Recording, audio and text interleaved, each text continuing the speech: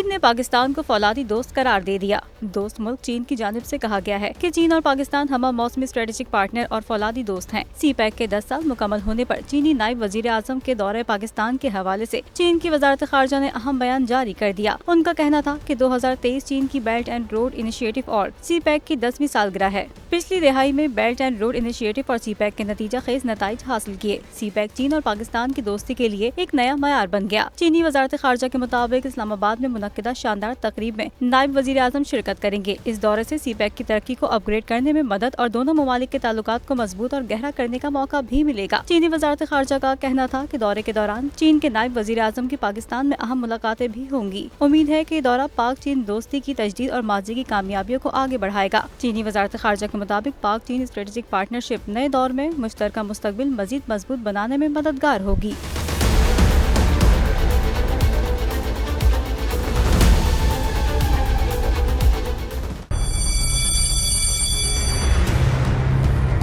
जामियात में चलता गोरख धंधा,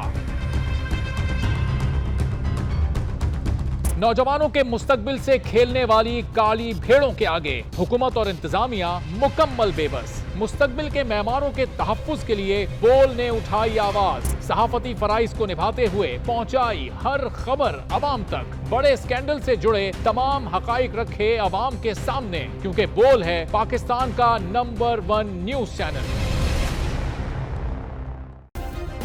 सब्सक्राइब करें और बेल दबाएं ताकि कोई खबर रह न जाए।